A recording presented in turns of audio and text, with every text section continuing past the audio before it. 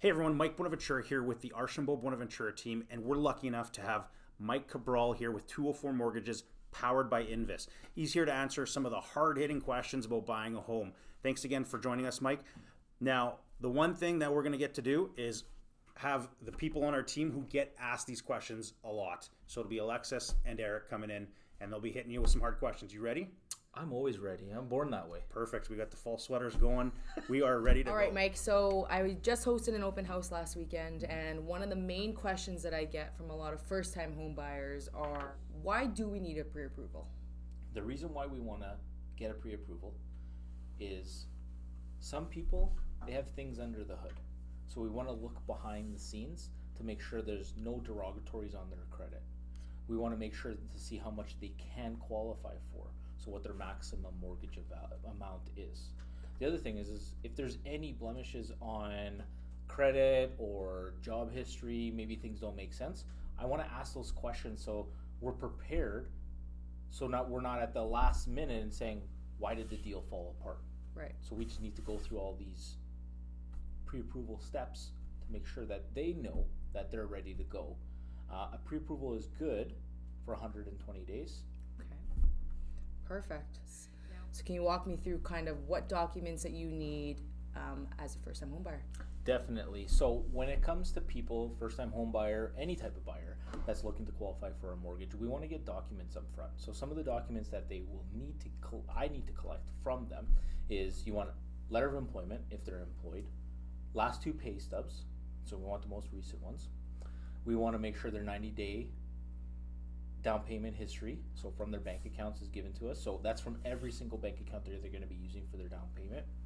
If they have any children, we need child tax benefit, because we can also use child tax benefit as long as they're under the age of 15 to qualify for a mortgage.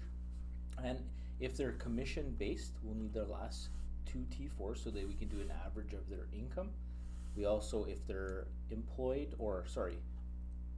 business owners, we're going to also need notice of assessments, T1 generals, and if they own a home, they're going to need the mortgage statement, property tax, and house insurance. Okay, perfect. Well, thank you for that. Awesome, Mike. So another question that I get asked a lot as well is, how long does a pre-approval take? Typically, a pre-approval, once all the documents are collected and put in, credit is checked, we are looking at anywhere from 90 to 120 days. Okay. So we're locking in a rate, we're picking a lender at that time, and the other thing is if we ever change our mind, we can go to different lenders as a mortgage professional. Okay, amazing. Now, how many credit checks do you guys do? So we do 1 credit check because we have access to over 30 different lenders, and then we send out their information to that lender. So we would have the questions asked of them of what kind of mortgage they want. We would get to know them as a person and just make sure we have the right mortgage that fits their needs. We would have to check. It's good for 30 days. After that, let's say they don't buy for another 90 days after that, then there would have to be another check because it's expired at that time. That makes sense. Perfect. I get a lot of first-time home buyers, I need to get a pre-approval, but I only want to deal with RBC, or I only want to deal with CIBC. Now, why should a buyer or first-time home buyer work with a mortgage broker? So the reason why you should work with a mortgage professional like myself is we provide a lot of value. I'll make mortgage planning for them. I'll go through a detailed step-by-step of, do we need a 4-year mortgage, a 5-year mortgage? Do we want a variable? Do we want a fixed mortgage? What's your future plans? How long are you going to be in this home? So I want to get into detail. Plus, I'll give them way more than 45 minutes of my time. And I'm personally wondering is, what is the difference if I were to go on my phone and go onto the bank and get a 60-second mortgage pre-approval, or scheduling an appointment with you one-on-one, or even schedule a phone call and go through a detailed pre-approval? What's the main difference? So the biggest difference is when you're doing your pre-approval, you can put whatever number you want and it'll spit out a number that you're pre-approved for. Right. When I do a pre-approval, I'm asking questions that is diving deep into your income, of how it comes about. I'm going to ask details of where's your down payment. I'm going to ask you detailed questions of what you're going to be looking into the future.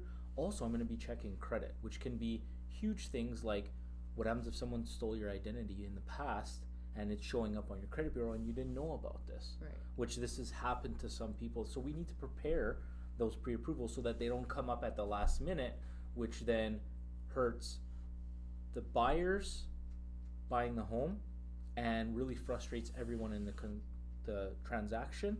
And buyers they'll get buyer's remorse, and they'll just be turned off to the whole situation of buying a home for the first time. Okay, thank you for answering that. That's good to know. Okay, this is Eric Johnson with the Archambault Buenaventura Team. I'm here with Mike Cabral with 204 Mortgages. I have a lot of friends and family asking about first-time home programs and incentives and stuff like that. I was wondering if you could get into those different types of programs and what the benefits are to them. Definitely. Thanks, Eric. So a couple of benefits and first-time home buyer programs when it comes to savings is you have the FHSA account, which you can put into their $8,000, and the benefit to it is it works to help them with their taxes, and each individual, so if you have a single person or a couple buying, they can both get up to $8,000. You also have the RRSP, First-Time Homebuyer Savings Program, which then allows them to borrow or use their $35,000 that they have currently in the RRSPs without paying the withholding tax that they will have to pay by borrowing or taking out their RRSP money. Thanks for the great explanation, Mike. That was awesome. So just to confirm, the reason first-time home buyers would use this as compared to a traditional savings account is tax purposes, correct? 100%. So they get tax money back that they've already paid in that year. I do recommend them talking to their tax professional to see how much of a refund that they'll get. But yes, these are the two main benefits by using both of these programs as first-time home buyers. Awesome. So Mike, one of the things we come across that I promote to my clients when I can, especially given the market in the last few years where buyers have had to kind of settle for homes that maybe didn't have some of the upgrades that are needed or updates that they wanted, roofs, kitchens, flooring, you get the idea. So purchase plus improvements. I've always explained it, you add it to your mortgage, it's part of your mortgage payment. Obviously there's more to it than that, so touch base on that if you don't mind. Or Mike, you are right. You can add your purchase plus improvement to your mortgage amount. We can go up to $40,000 based on lender's approval, and you got to remember each lender has separate policies when it comes to your purchase plus improvement. so you have to qualify for that $40,000 Yeah, so in your mortgage. So example would be, let's say you purchase a home at $250,000. You can add up to 10% of that, which would be $25,000. So you need to qualify at $275,000 when it comes to your mortgage. So that up to, again, no more than the 10% with most lenders. So the No 40,000 max would kind of come into place on a $400,000 home, let's say. Correct. Yeah. Okay. So there is different rules with different lenders. Example would be, let's say you want to do a bathroom renovation. You get a quote from a contractor, but you're like, maybe I can take on this project myself and general contract it. So if it costs you $16,000 to do that bathroom renovation, but you do it yourself and it costs you only $8,000, you can get that other $8,000 back after the work is inspected and do more things with that money. Okay, so there is ways to do other things if you can prove that that renovation took place for potentially less than the original estimated amount. That's correct. Right. Yeah. So the other thing that buyers will ask me, and I don't always have the answers, I know that's hard to believe, but is who pays the contractor? Who pays for the repair up front? Does the bank just give the money later? Some contractors don't want to wait, right? Those types of things. So how does that all happen? So it is a partnership when it comes to your contractor. If you have the money, you can pay for the work to be done up front with that money coming from the lawyer because it's held in trust with them, and you have to have some before and after pictures and then an inspection done afterwards saying that it's complete, which then the lender will know that, yeah, that we did the work that we needed to do. The other way is you can have your trust account assigned to that contractor as long as the contractor agrees to do the work and get paid once the work is completed. So that's something you'll want to bring up with the contractor, obviously, before they agree to take it on or get paid that way. Because like I said, some contractors, have different payment requirements upon completion, right? Yeah, So, and the other thing, Mike, with that is before we even go into getting the purchase plus improvement, while you're meeting with your clients that are going through the home and you want to, they know that they want to do this, we need to get some quotes up front when we send the mortgage in. So this is very important. So you can get quotes from Home Depot, Lowe's, a general contractor. It just outlines what you're going to be done. So things like that would, you'd want to get measurements maybe during a second showing. Yeah. Right. Pictures.